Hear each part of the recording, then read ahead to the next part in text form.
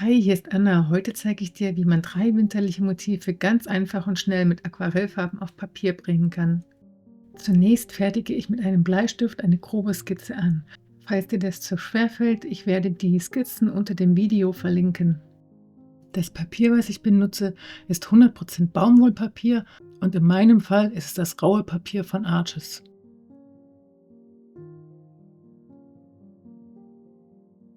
Bei dem Tannenbaum zeichne ich nur die Bereiche, die später der Schnee sind.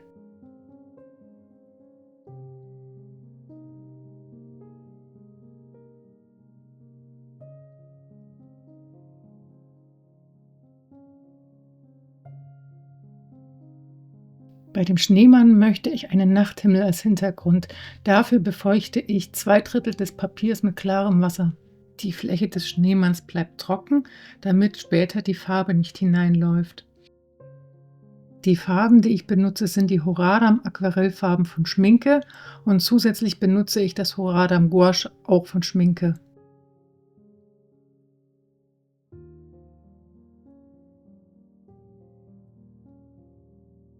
Das Papier ist jetzt feucht, jedoch nicht nass, und ich male von oben beginnend mit Indigo den Hintergrund.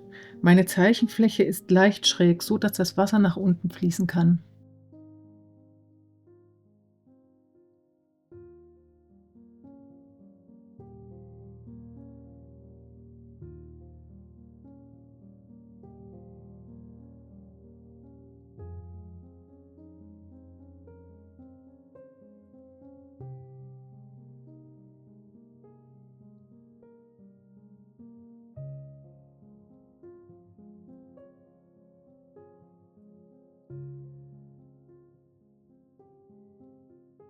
Als ich bei der Hälfte des Papiers angekommen bin, habe ich den Pinsel etwas am Küchenpapier und mit Wasser gesäubert.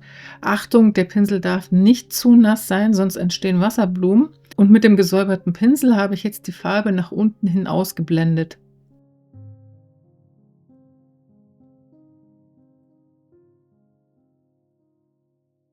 Während der Hintergrund des Schneemanns trocknen darf, mische ich Ultramarin mit Indigo für den Hintergrund des Tannenbaumes und ich trage die Farbe direkt auf das trockene Papier auf. Ich male grob um den Baum drum herum, nur so ein kleines bisschen unter die Schneeflächen, und bei diesem Bild werden wir sehen, dass eine Wasserblume entstehen wird, die ich aber am Ende behebe.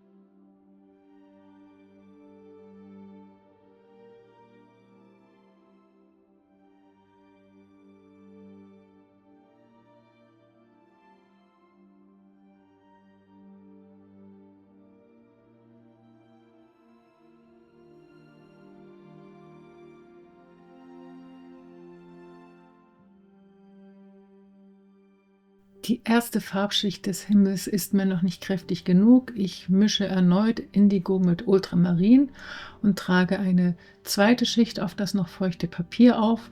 Und ich glaube, das ist der Grund, warum ich dann eine Wasserblume bekomme, weil mein Pinsel wahrscheinlich hier noch zu nass war und der Hintergrund bereits schon zu sehr abgetrocknet war.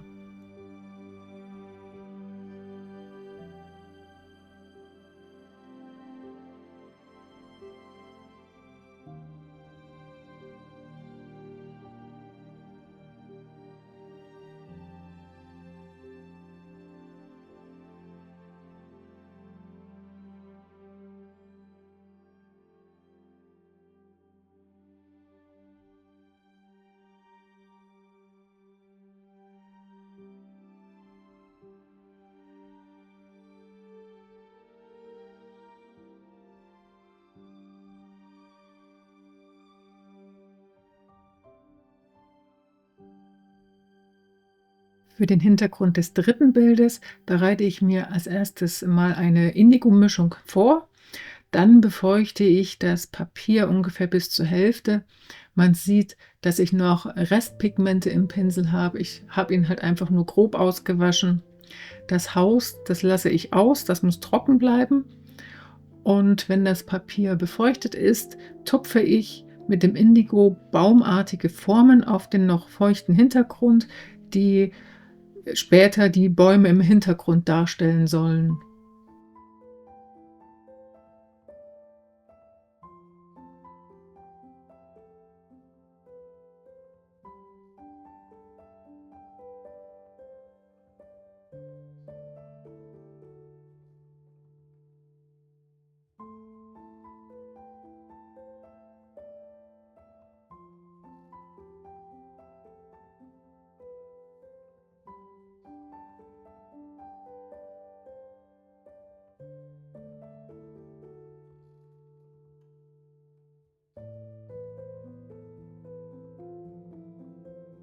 Alle 3 Hintergründe sind jetzt abgetrocknet. Ich aktiviere mit etwas Wasser das weiße Gouache und nehme es dann auf einen Wassertankpinsel auf und tupfe damit ein paar Schneeflocken auf den Hintergrund beim Schneemann.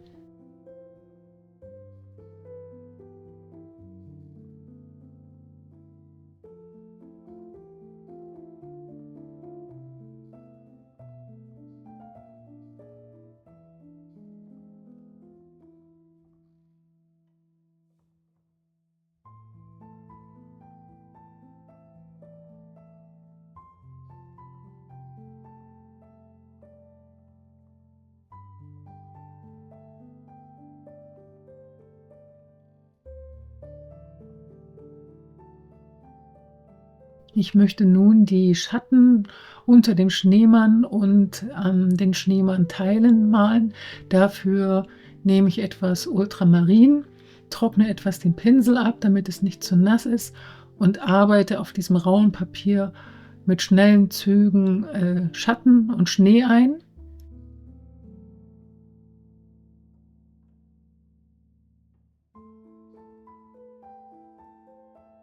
Auch der untere Bauch des Schneemanns bekommt einen runden Schatten.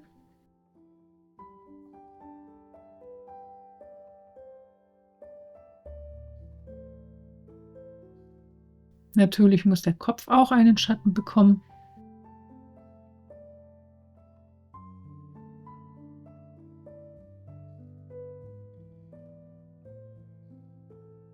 Unter dem Zylinder ist der Schnee auch etwas dunkler, weil auch da kein Licht hinkommt. Ich trockne den Pinsel zwischendrin immer wieder ab und gehe nochmal über den Schatten, um einen sanften Übergang ins pure Weiß zu schaffen.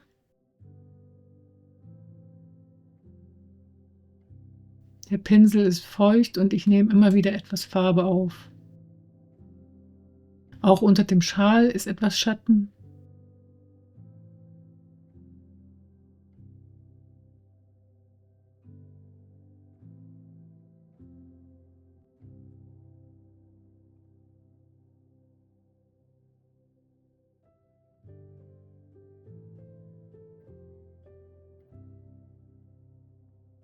Ich mische mir Sepia und Ultramarin und fange an, den Zylinder von links nach rechts zu malen, da ich festgelegt habe, dass das Licht von rechts einfällt. Also ist alles, was links ist, muss dunkler sein, weil es ja im Schatten liegt.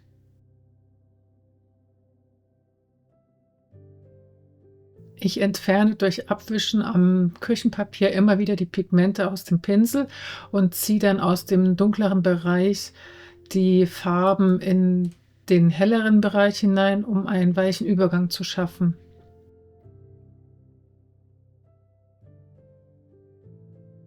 Jetzt male ich die Hutkrempe. Da wir bei der Hutkrempe etwas von unten gucken, ist diese auch dunkler.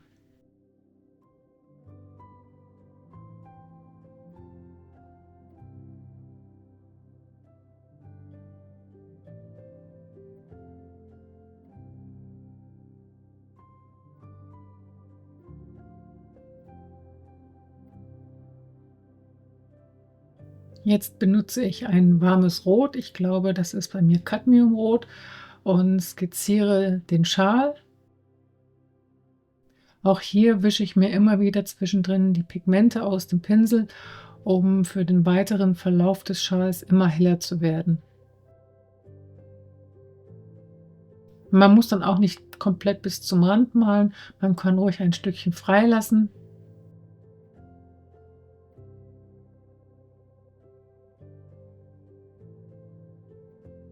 Mit einem feuchten Pinsel entnehme ich etwas Rot. In das Rot mische ich jetzt etwas Zitronengelb, um das Ganze etwas oranger werden zu lassen.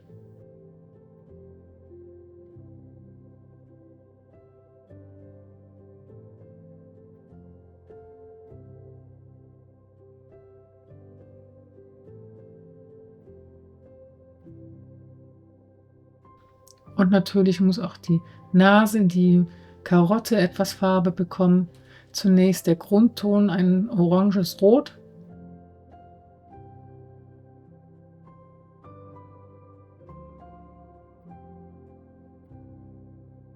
Und mit etwas Sienna gebrannt und etwas Magenta und Sepia mische ich mir einen dunkleren Rotton und setze diesen an der Unterseite der Karotte, weil da ja auch dann der Schatten ist.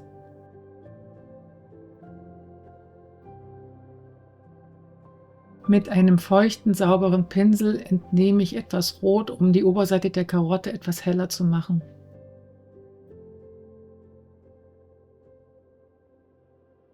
Ich füge noch etwas mehr Sepia unter der Karotte hinzu, weil mir der Schatten noch etwas zu flach erschien.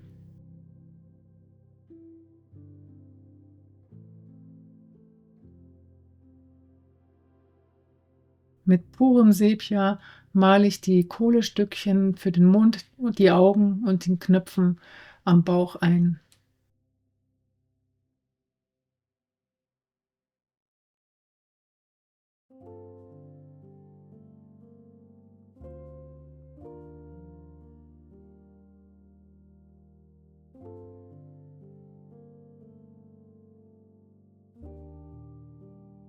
Ich entscheide mich dazu, mit den Blautönen, die ich dann noch auf der Palette habe, noch mehr die Schatten zu vertiefen. Ich glaube, das ist Ultramarin mit Indigo. Hier kann man sehr schön sehen, wie ein trockener Pinsel auf einem braunen Papier eine Struktur erschafft, die ich sehr mag.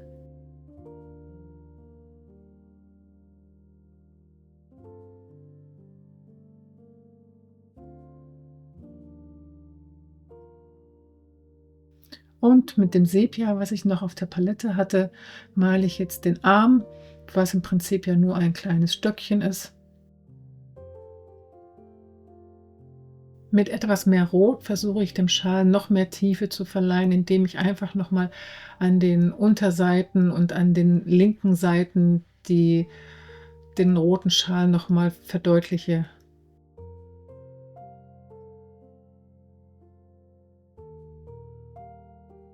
Hier entscheide ich mich noch einmal in das Gouache-Weiß zu gehen und noch einige Schneeflocken noch mal nachzubearbeiten, weil das, Weiß etwas nachgedunkelt ist.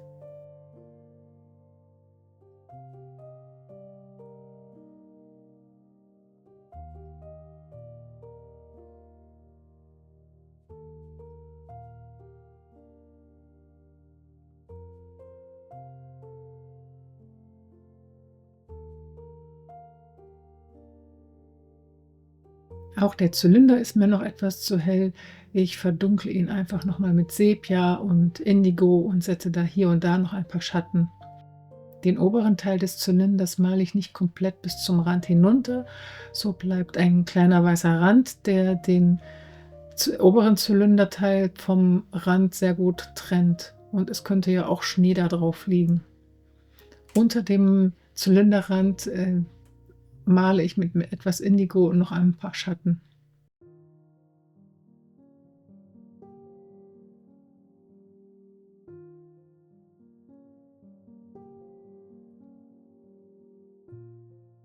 Und damit ist auch schon das erste Bild fertig. Ich mische mir jetzt etwas Zitronengelb mit Indigo, um zwischen den Schneestellen bei der Tanne die dunklen grünen Zweige einzumalen.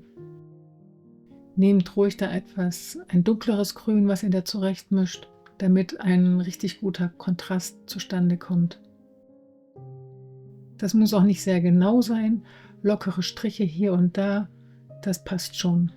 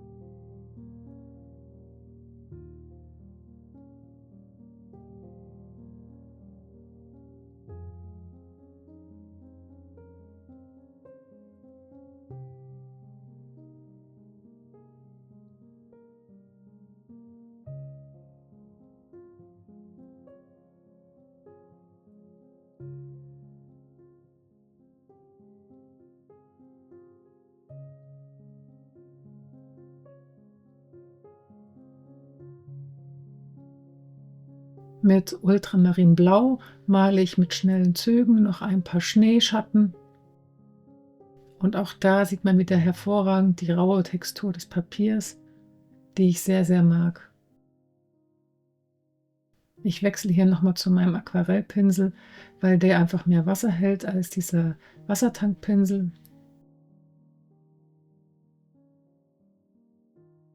Während die Tanne im mittleren Bild trocknet, nehme ich Indigo und male damit schon mal die Bäume beim ganz rechten Bild. Einen Tannenbaum male ich eigentlich immer auf dieselbe Art und Weise. Erst male ich den Stamm und dann tupfe ich wahllos rechts und links ein paar Zweige. Das muss nicht wirklich genau sein. Hauptsache, dass insgesamt die Illusion eines Tannenbaums entsteht.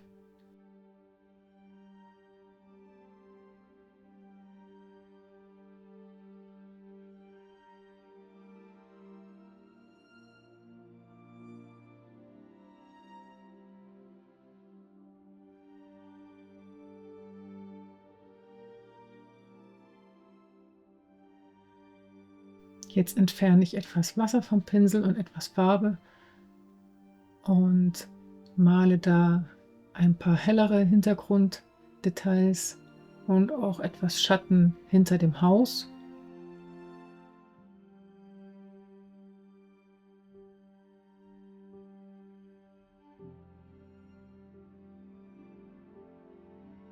Mehr Indigo für noch mehr Tannenbäume.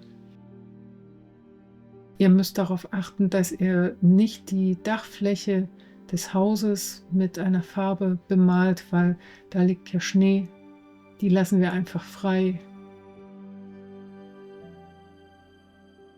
Bei dieser Tanne stehen die Spitzen etwas nach oben.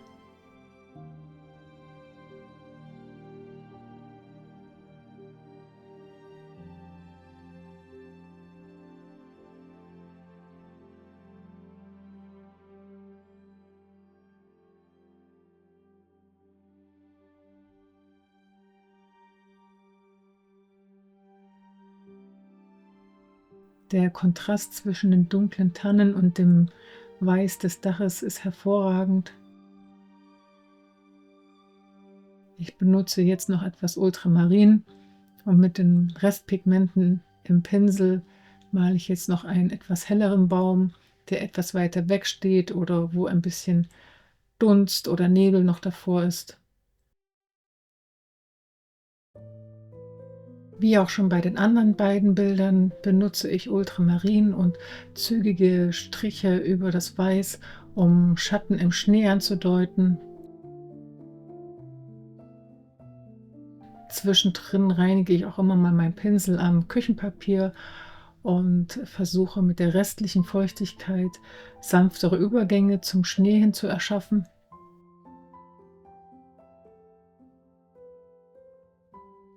Und mit einer kleinen Schlangenlinie rechts und links deute ich den Weg vom Haus an.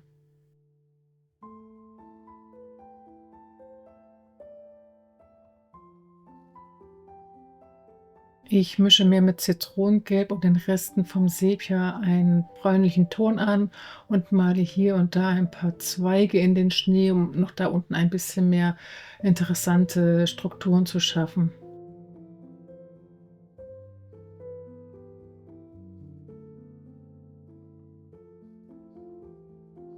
Ich feuchte hier noch mal den Bereich im Übergang vom Wald zum Schnee an und werde gleich mit dem Papier etwas tupfen, weil mir der Übergang noch zu grob war.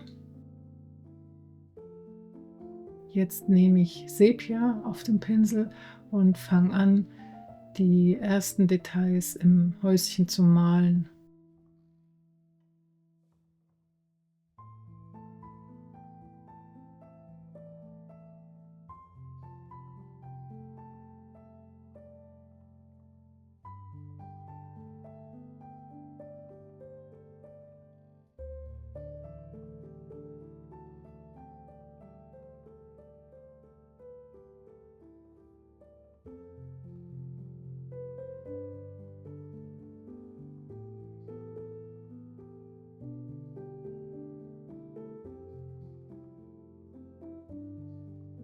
Das Häuschen lasse ich jetzt erstmal trocknen. Ich nehme wieder Ultramarin auf meinen Pinsel und male bei diesen ganzen Schneebatzen im unteren Bereich Schatten ein.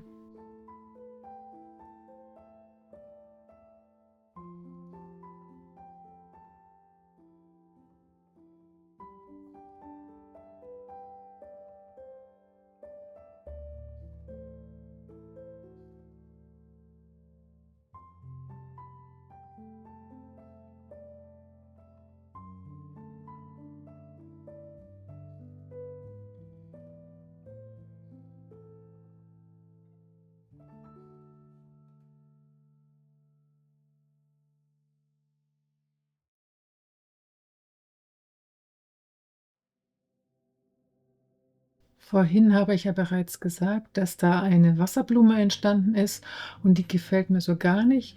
Um sie zu entfernen, befeuchte ich jetzt erstmal mit klarem Wasser den gesamten Bereich. Und dann nehme ich etwas Ultramarin mit einem restlichen Sepia auf den Pinsel und male da senkrechte Striche und Baumformen, um so ein bisschen einen Wald im Hintergrund noch anzudeuten. Das lässt den Wasserkranz, diese Wasserblume komplett verschwinden.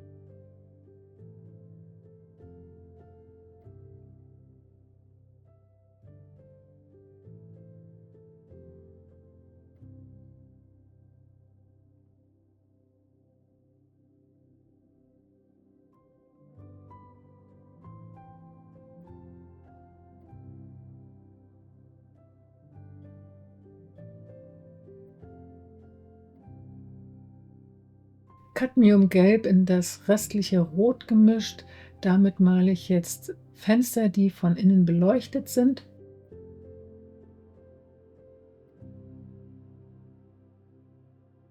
Und mit noch mehr Sepia male ich jetzt eine dunkle Tür und ein kleines Fenster über der Tür.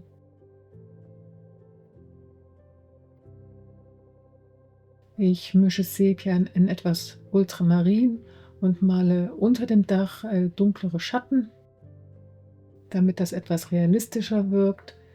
Achte darauf, dass bei dieser linken Dachseite nicht komplett Schatten gemalt wird, dass noch ein kleiner weißer Rand steht, damit das aussieht, als ob auf dem Dach etwas Schnee liegt. Senkrechte Striche in einen doch schon etwas abgetrockneten Farbbereich suggestieren hier, dass das Haus aus Holz besteht.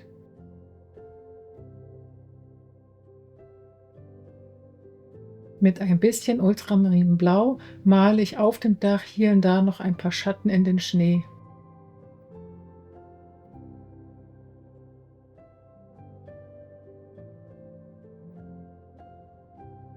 Meine 3 kleinen Wintermotive sind nun fertig. Ich hoffe, das Video hat euch gefallen. Lasst doch gern einen Daumen da und gern auch einen Kommentar und bis zum nächsten Mal.